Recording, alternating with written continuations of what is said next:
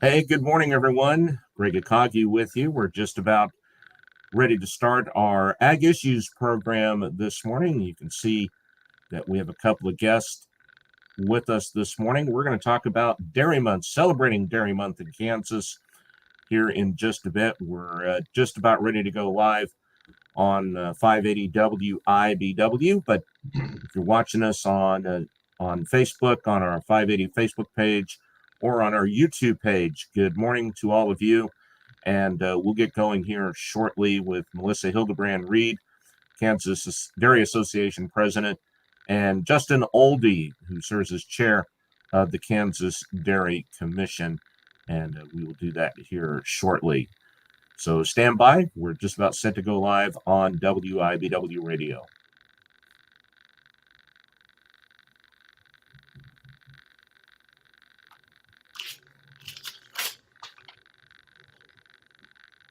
Good morning, everyone. Glad to have you with us on the program this morning. And on the program this morning, we're going to celebrate Dairy Month in the state of Kansas. And we're going to be joined here in just a bit by Melissa Hildebrand Reed, who is Kansas Dairy Association President, as well as Justin Ohlde, who serves as the chair of the Kansas Dairy Commission. And a lot to talk about with both of them. And we will do that coming up on this morning's Ag Issues program here on 580 WIBW. But before we do that, let's get a check of the weather.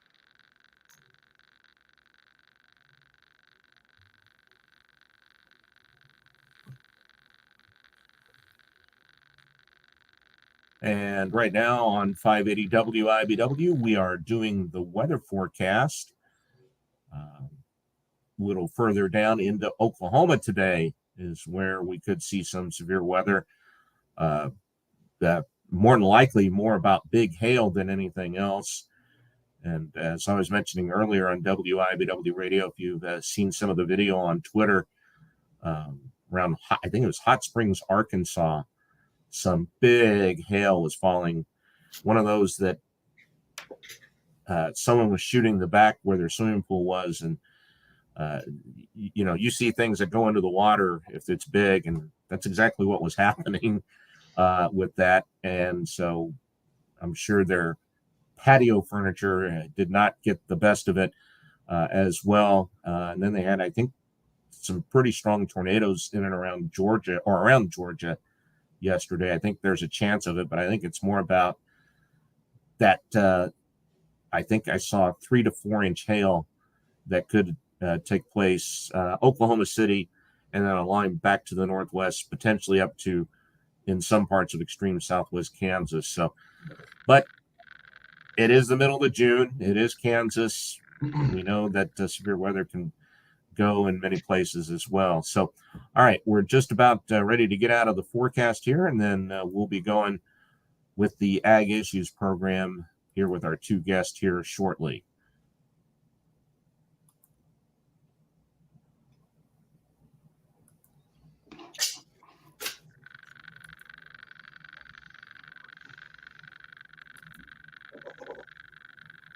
All right, thank you very much, meteorologist Dan Holliday, with an update on the forecast. In the capital city this morning, we have a clear sky, 61 degrees at Blewett Airport, clear 58 degrees this morning at Forbes Field.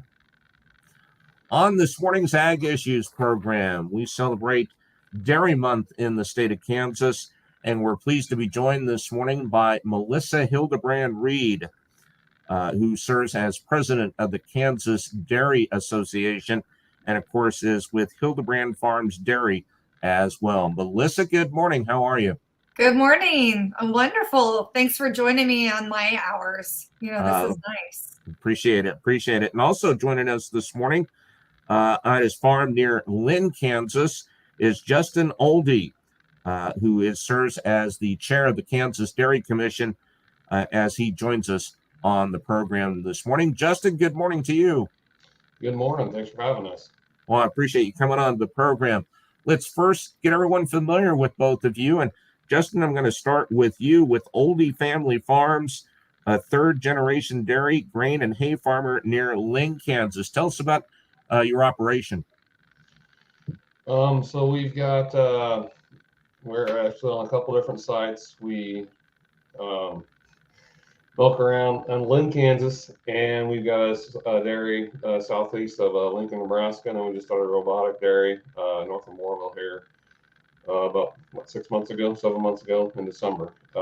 We farm, do a lot of our own hay and forage. We definitely buy some in as well, and then we raise our heifers close to my house here, just south of the Lynn location. So started in, well, basically Grandpa started it back in '55 with 3 cows, and Dad joined the operation around 1980, and then my brothers and I joined around '07. So there's Dad and Mom and 3 of us brothers involved right now. And Melissa with Hildebrand Farms Dairy near Junction City. Just talk about your guys' operation and a little bit of your history as well, moving away from the farm, but yet coming back to the dairy. Sure. So I'm 4th generation. My kids will be 5th generation if they so choose someday. We've been dairy farming for years and years, started in 1930 with a similar story as Justin, which is 3 cows and a permit to sell milk in Junction City. About 15 years ago, we kind of took a sharp left turn and opened our on-site processing facility. So all of the milk that is created from my 150 girls is processed through our on-site processing plant. And we then take that milk to grocery stores, coffee shops, restaurants all throughout the state of Kansas. So it gives us a chance to really connect with the consumer base in kind of a different way than most dairy farmers are used to. But it also allows us to kind of, see that full circle, which is really cool some days and kind of hard other days. The unique part about that, and it's not unique in one aspect, that if you go to the grocery store, you see the glass bottles of milk. That's going back old school, just to be unique, but with the quality product too. Well, thank you. Yeah. So for us, the glass was never something we really wavered on. So growing up, we always drink our raw milk in a glass pickle jar because we knew that glass just preserved our milk so much better. We also knew that at the time of opening, Kroger, or Dillon's, as it's really popular in the state, was a king grocery player that we wanted to be a part of. They had their own plastic plant. They processed their own milk. So we knew we had to stand out in some way. And that glass bottle really provided a niche for us. So that's really kind of been our mainstay, but it's really cool how so many years later, we're seeing those bottles still coming back. I saw 2 first edition bottles from 15 years ago still getting filled in the system. So it's really kind of neat to see like the sustainability side of that piece. Another part of that too, Melissa, is you host a lot of you and your family host a lot of events and farm tours, and a bigger chance to really educate folks about the dairy industry. Yeah, it's not good for me to get bored. I kind of end up creating new events, good or bad. So yeah, we hosted a Yoga on the Farm event in conjunction with Common Ground of Kansas. So Common Ground is a program sponsored by Kansas Soybean and Kansas Corn. And we brought a yogi onto the farm and did some yoga. It was a chance for us to connect with a demographic that's really interested in their food, but maybe has some misconceptions or is maybe led by fear on some of the labeling that they see. So it was a really cool opportunity to connect with a very specific demographic and show them the farm and let them see the full picture here on our farm, on our dairy. Lest we forget, Justin, and if people didn't know, the dairy industry in Kansas, it's the fastest growing as far as agriculture is concerned. Not only fast growing, but in this case, not only for what you produce, but education to the consumer is also important in this case as well.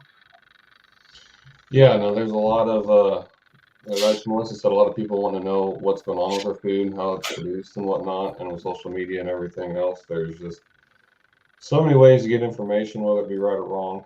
and we are getting a couple generations removed for a lot of people as far as, oh, my grandpa had a farm, or mom and dad had a dairy or whatnot. As you get farther away, it gets harder to really understand and connect with what we do. Justin, you serve as chair. You've done a couple of terms both on the Dairy Association and Commission, and just elected as chair of the Kansas Dairy Commission. What is the role of what the Kansas Dairy Commission does? So we've got a basically like a checkoff program, and the idea is to help with research and help expand the dairy industry in the state of Kansas. And Melissa, as the president, of the Kansas Dairy Association, what do you see the role as for the Kansas Dairy Association? So the Kansas Dairy Association is really the voice of Kansas dairy farmers on like the state and federal level politically. So we don't take those farmer checkoff dollars. We have our own fundraising system so that we can kind of have a voice in Topeka and really be able to kind of share the dairy farmers' perspective. But for both of you, and Melissa, I'll start with you. One of the things that both of you are part of, looking at, as with any organization, strategic planning is important, and a relevancy as far as both of your both the association and commission side are important as well. What do you see as far as this planning is concerned as we start to look towards the future? We're going to get into more of that, some of the specifics, but as an overall general sense, how do you guys look at for the future planning strategically that you're doing right now as part of this committee? Well, Kansas Dairy is growing, and it's really an exciting time to be involved in the Kansas Dairy Association and Commission because I think that there's such growth and energy. We have a fairly new CEO that's very excited to move us forward. But what's really cool is with the increase of Hilmar cheese coming to Dodge City, we're seeing just an uptick in cows coming into the state of Kansas. And so with dairy processing comes dairies, and we want to have an infrastructure that's set up for all dairies in the state of Kansas that can really lend and provide support for dairy farmers and a solid infrastructure. And I will say the look of dairy farmers is changing. Especially, I think Ohlde's is a great example of that. If they stayed the way they did, 20 years ago, it'd be hard for them to continue to sustain all the family members. And hopefully I'm not putting words in your mouth, Justin. That's right. But it's that growth that allows other families to come back and the farm to continue. And we're seeing more and more of that style of growth in the state of Kansas, which is good for all. Not only Justin's style of growth and what you're able to do, and like Melissa said, as the example of your family, but how many people are coming from out of state as well to enhance that growth of the industry in Kansas. Yeah, no, there's a few people coming into the state. Like I said, the Silmar thing has kind of got a big buzz going around that Dodge City area. So a lot of people are looking at the state. We do have a lot of things to offer. Geographically, obviously, we're in the center of the country. So from an export standpoint, we can kind of move in a lot of different directions. Mexico is one of our biggest importers. We're not too far from there. Ports, so on and so forth. So, all right. I'll tell you what, we're going to take a break, and when we come back, we're going to talk a lot more about what we're seeing in the state and where it's going in the future as well. Our guest is Melissa Hildebrand Reed, who serves as the president of the Kansas Dairy Association, as well as Justin Ohlde, who serves as chair of the Kansas Dairy Commission. This is Ag Issues here on 580 WIBW.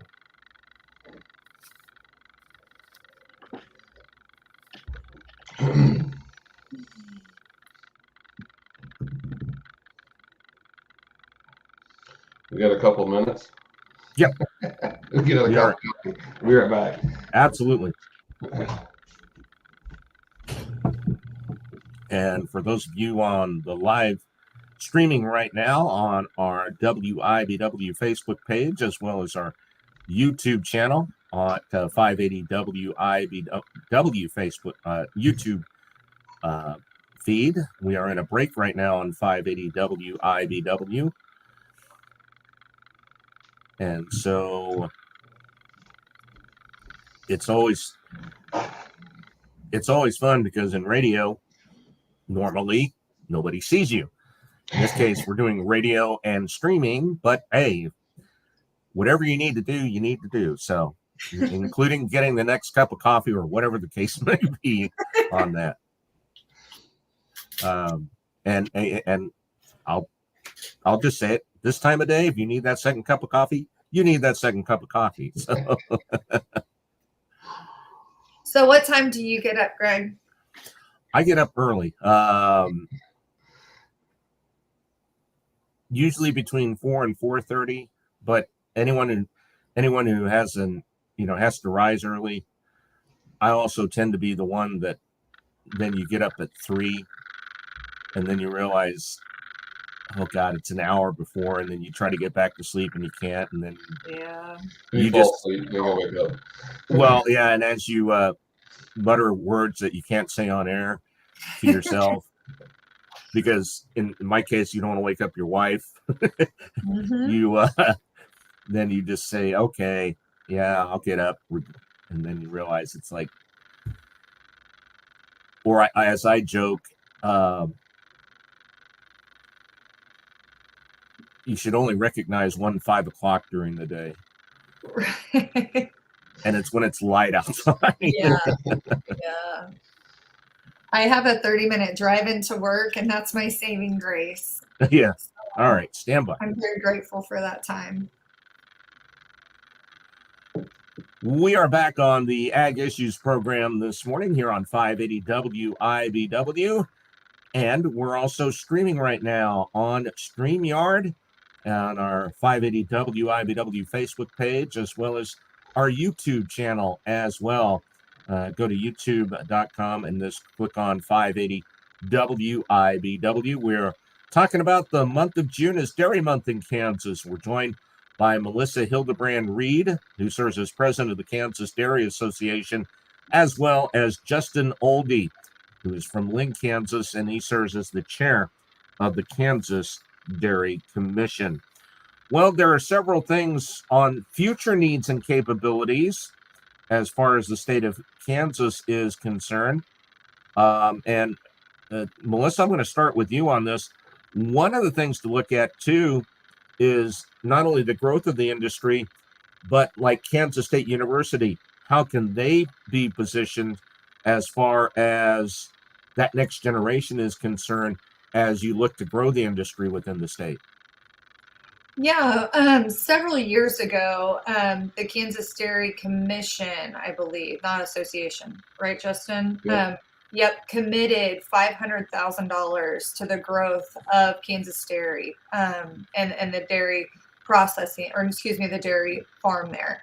And I will tell you just from personal experience, we use K-State Research and Extension in a variety of different ways, whether it's from teaching new employees repo, to reviewing our sync protocols, to nutrition.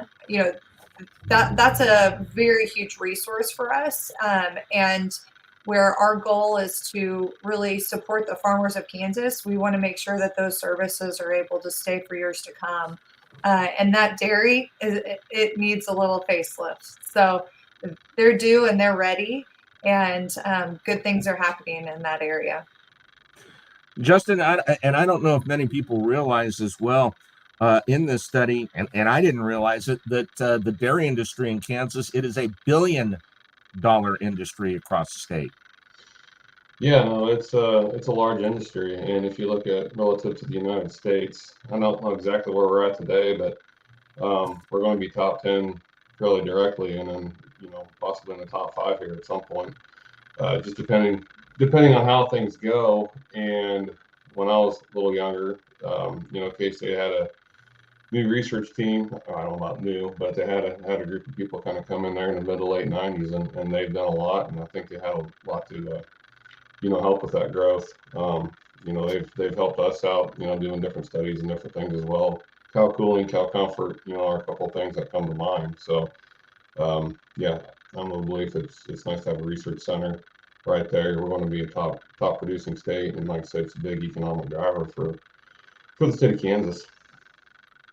Well, and not only saying the last 25-ish years or so, I mean, we've seen the increase just in dairy cows, milk production, and really you're seeing the shifting of dairy herd locations towards places like Kansas too.